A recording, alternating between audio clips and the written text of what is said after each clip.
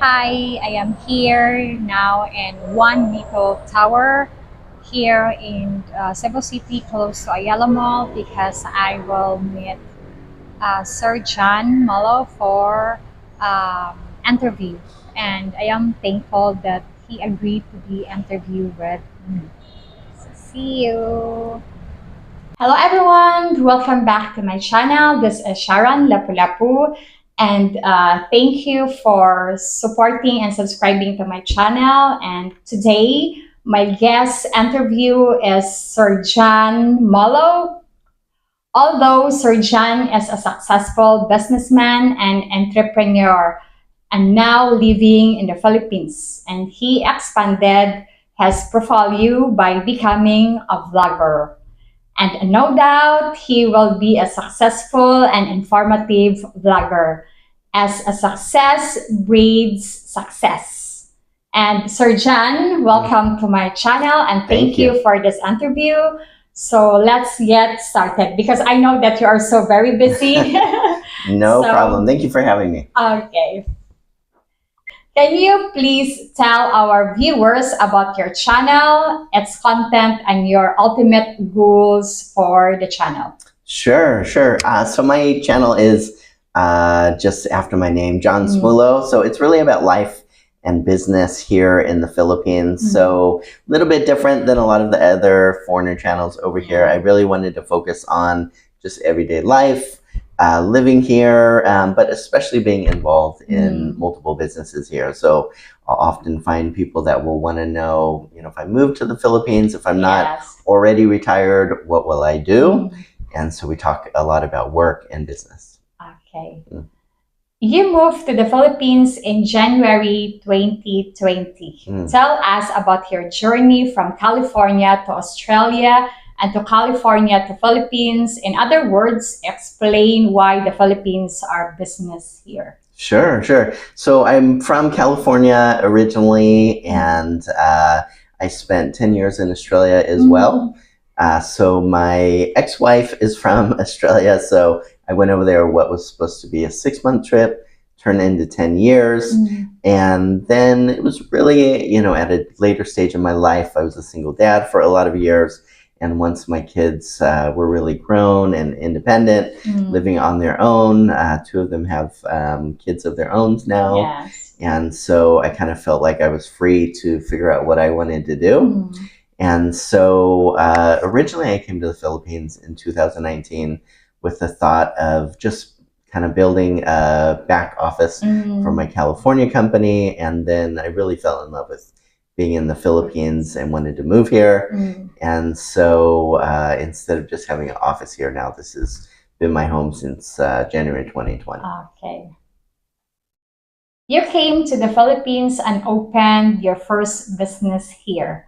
How did you navigate the many process and requirements for starting a business and decide location and venue? Yeah, it's not easy for a foreigner to start a business here. Fortunately, in March of 2019, the Philippines government gave the opportunity for what's called a one-person corporation, or OPC, where for the first time, a foreigner could own a business 100% here. So that's not every kind of business, but a lot of businesses, including I have an outsourcing company here. And so navigating it was really tricky because even a lot of banks and other bodies here in the Philippines didn't know about it because it was just so new.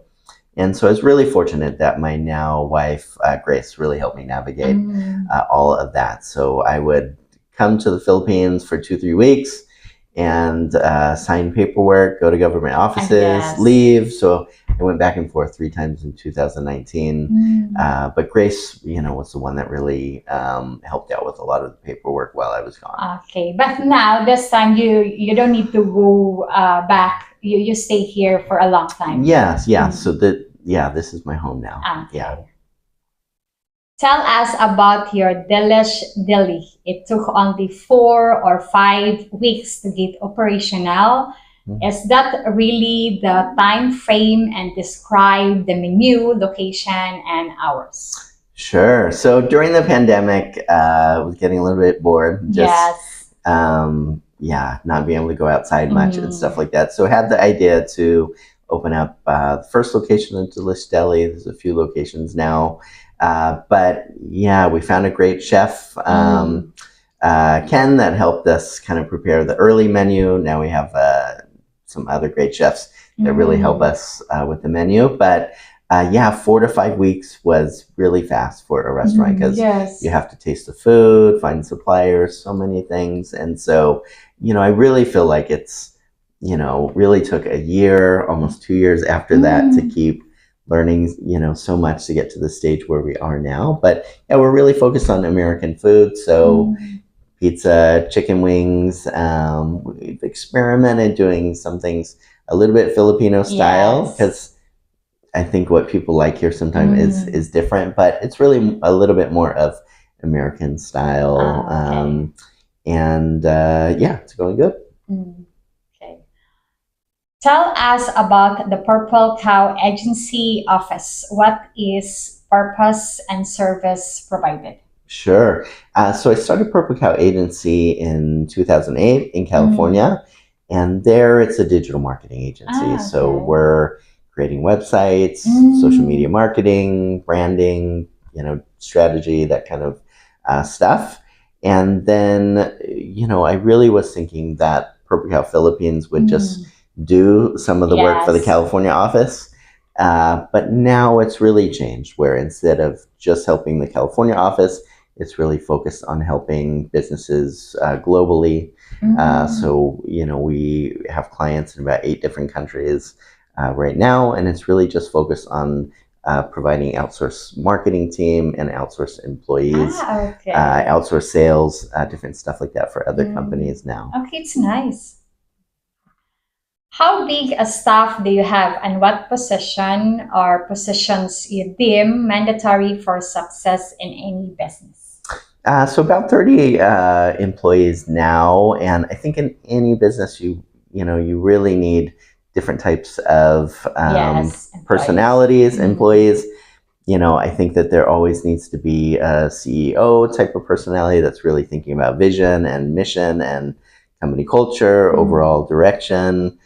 Really needs to be a chief operating officer type of personality, which is kind of making those things happen in real life. In the Philippines, I never had HR, human resources, before coming here, but I found, wow, that's really needed here. The work culture is just so different in the Philippines, and then it really depends on the type of business. So for us, we need project managers, but web developers, graphic designers, copywriters, videographers, editors, copywriters. There's really a lot we need for our type of business. But it really depends on the business, what type of positions you need. Yes. I love coffee like you do. How did you decide on what coffee to serve in the Delish Deli? There are so many brands and choices, and coffee lovers are finicky. Yeah, so true. So, for me, we really just went around sampling a lot of different coffee places. Initially, we went with a company here in Cebu called The Good Cup. And so we really try to support other local businesses whenever possible. So we haven't only used Good Cup coffee, fast forwarding a couple of years, but we still do use a lot of their coffee and really try to support local Filipino coffee providers. Yeah, because Filipino people sure love coffee. Yeah. Our day is not complete without coffee. I feel the same way. So I love that about Filipino culture. A lot of Asian countries are focused more on tea, and I do enjoy tea, but I'm really a coffee person. Yes, coffee. Okay. I will post your menu and location on my channel. Any items in your menu that is a must try or you recommend ordering that will satisfy the most critical food tasters and appetites? Sure. So for me, I would definitely say try our pizza. We worked really hard on that, and our chicken wings as well. Okay. Okay. My daughter really likes chicken. Yes. We'll have to get some for you to do.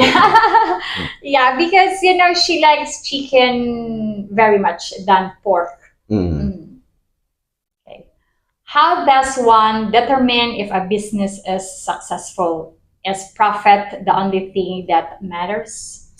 I mean, for sure, you need to have money in the bank or there will be no Yes. business. So, yes, that is one thing. But for me, I would say employee contentment, client contentment.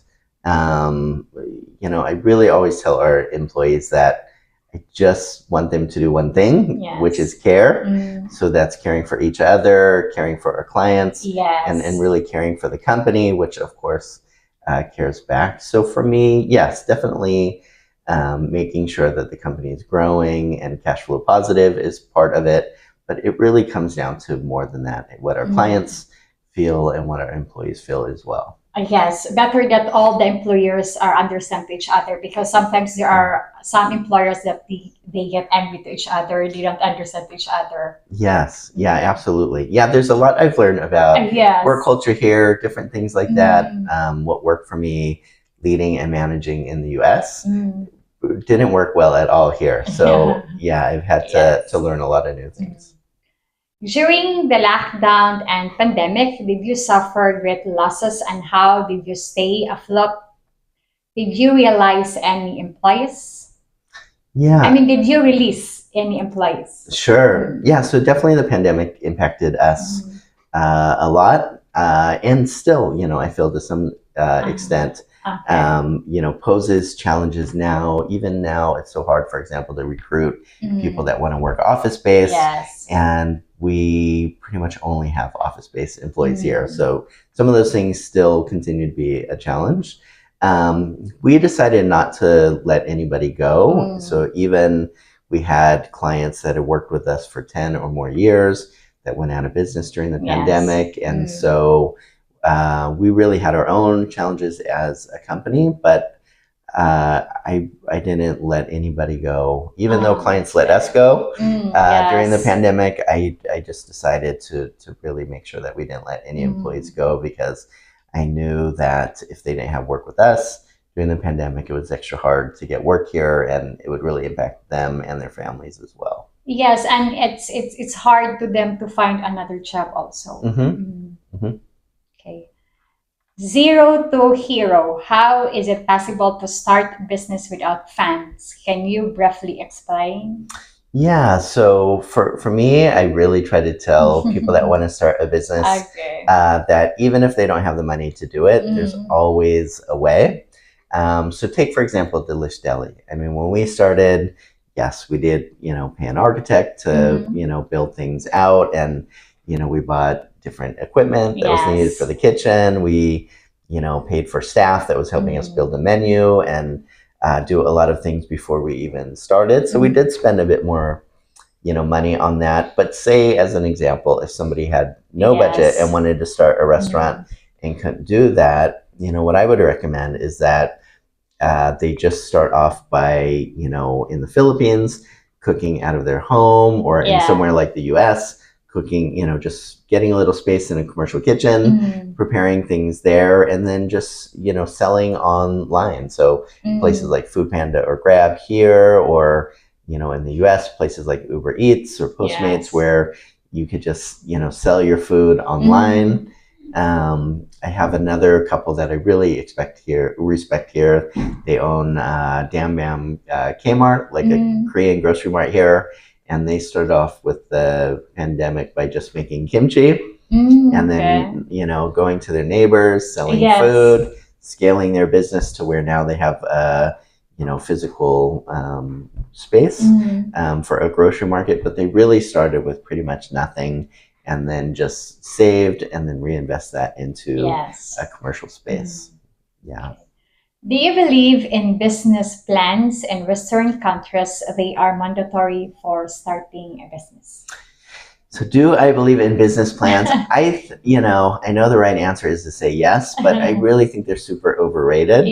So I think that definitely you do need strategy to think through, key parts of the business, so you really need to think through things more like product market fit, like what is it that you're going to sell?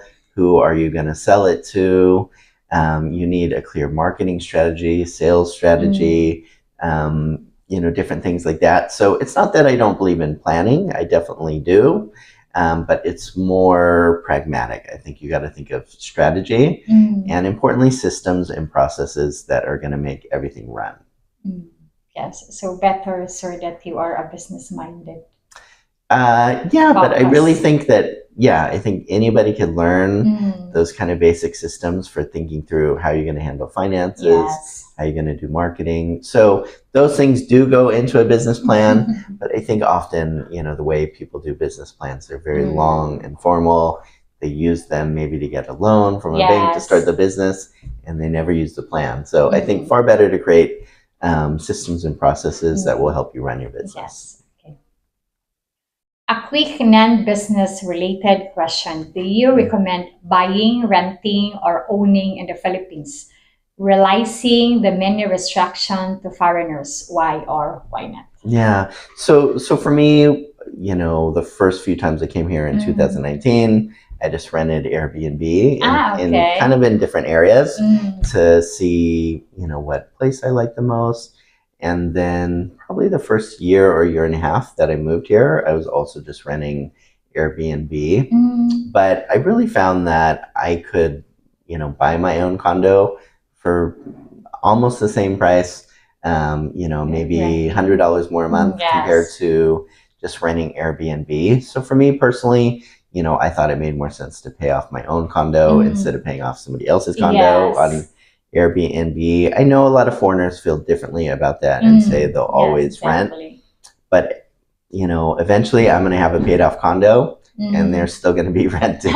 So for me, I really think it makes more sense to buy if you plan on staying here a long time, or if you're gonna, decide to make that into an Airbnb investment or something like that as well. Of course, foreigners can't own land here. And so I felt like, if I was gonna buy something, I really wanted to just own it. And so that's why I went with a condo. Yeah. Can you please discuss your mentorship program, how to apply and get selected, age requirements or restriction, its cost, if any, and upon completion, what is the end game? Sure. So I started something called Startup Tribe in the Philippines. So when I first came here, I really had a heart to help people and to give. But I found that a lot of my best intentions didn't work out quite like I wanted. So, my thought was to help,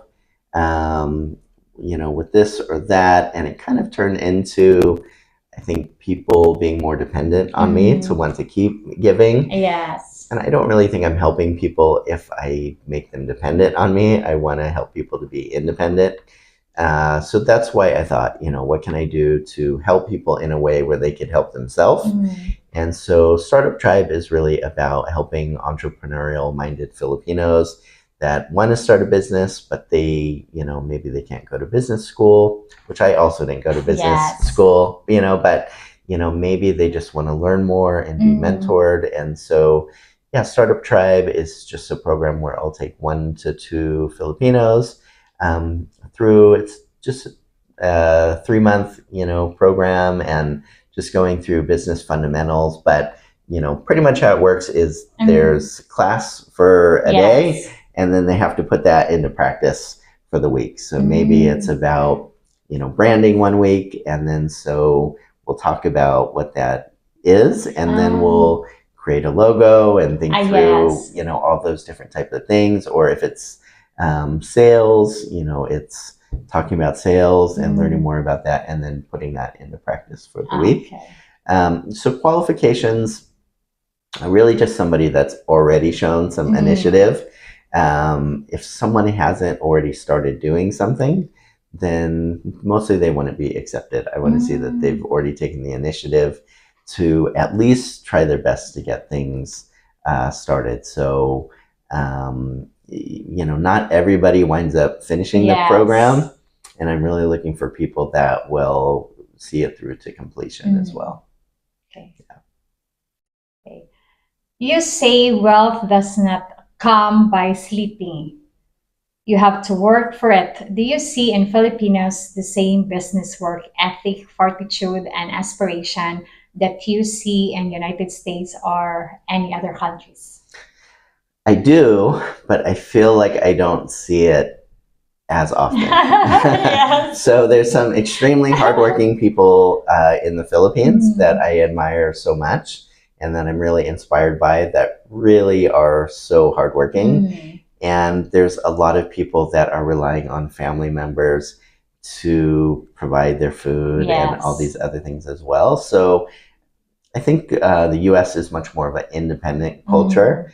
And from a young age, kids grow up knowing that they have to, being an adult means getting a job, providing for yourself, paying your own bills, things like that. And here, it's more of a dependent society. So I think that people expect that everybody in the family is going to help in some ways. But as a foreigner, maybe I'm perceiving things wrong, but it feels like often there's a breadwinner that is expected to provide for others. All. Not in all families, but in a lot of families. So, everybody that works as an employee with us, for example, is very hardworking. I've seen, so many Filipinos doing amazing things, starting new businesses. But I would say I feel like in Western countries, I see more people that are starting businesses or probably a higher percentage of the population is working. Okay. Do you think foreigners wanting to start a business in the Philippines should learn several languages such as Bisaya, Cebuano, or Tagalog? Why or why not? For sure, I think they should, but I'm guilty. I just know gamay lang. So I just know just a little Bisaya and a little Tagalog. But, I think no matter where you are, it's good to keep trying to learn more and more. So that's one of the things I really failed at, is just having more of a concentrated time to learn. I've had teachers, for short times that have really helped me out as well. But definitely, I think whether you have a business here or not, I think it's a really smart idea to learn, especially the language where you are. In Cebu, nobody speaks Tagalog unless they have to, unless they're speaking to like a Tagalog person. So, for me, the first language I would want to learn living in Cebu is, Bisaya. But then second, I definitely would want to learn Tagalog as well. Yeah, because Cebu is speaking Bisaya, but in Manila they are speaking Tagalog. Okay. You married Grace, a very beautiful and congenial personality. Was marriage on your mind when coming to the Philippines, or thought happened unexpectedly over time? Yeah, I definitely think, I mean, I met Grace really before I moved here. So that was really, part of things for me at the beginning. Most expats would say, do not come over here thinking about that. Really take time to get to know people here. And, definitely I think foreigners maybe have a perception of what Filipinos are like. But there's so much diversity in Filipinas, just like there is in your own country. So, meeting one Filipina isn't the same as meeting all Filipinas. It really takes time to get to know different personality types here, just like there would be in someone's own country as well. Yes, that's why I often told to my subscriber that not all the Filipina are the same. Yeah, they are. There are some Filipina are doing bad to foreigner, but mostly there are some Filipino women who have find the true love and want to be in a right man, and then they are very lovable and admiration to their companion. Yeah, I'll see a lot of foreigners complaining that there's some Filipinos that will do bad to them. But the reality is far more foreigners do bad to Filipinas, than the other way around. So I think, there's good and bad people everywhere, but on the whole, you're not going to find better than Filipinas, in terms of looking for a partner as well. So, I think a lot of foreigners need to look themselves in the mirror, how they treat people when they come over here. Yes. So, sir, if you don't mind, Grace is from Cebu? She's from Mindanao. Okay. Yeah. Okay. Any advice for foreigners watching this video and planning on starting business in the Philippines and hoping to achieve your accomplishment and success? Yeah, if you want to start a business here, I think that a lot of the ideas that seem like good ideas are not necessarily good ideas. And what feels like common sense to you, where you come from, is probably not common sense here. Yes. So I would say, really talk to other business owners here. You could always reach out to me. I have my email in the description of my channel, or feel free to reach out on Facebook. So, I always love helping out foreigners that are considering starting a business here. Really think through what you're going to do. Make sure that there's enough of demand for it here. Make sure that there's enough people, that are able to pay for it at the price point that you want. There's just so many things to think through here. So I would say really take extra time, more than you would take probably in your own country, to really vet out the idea and make sure that it's a wise choice. Talk to other business owners that are already doing the type of things that you thought. And but I would definitely say, contrary to what I hear a lot of expats say, there's so much opportunity in the Philippines for business, especially in places like Cebu or Mindanao. So much makes it to Manila or Luzon that doesn't make it over here. So I think there's even more opportunity in places like Cebu and Mindanao to start the right business. Okay. Do you want to give viewers a tour at Delish Deli? This may require a separate video, or we can do a later date. Sure. So we have a few different locations.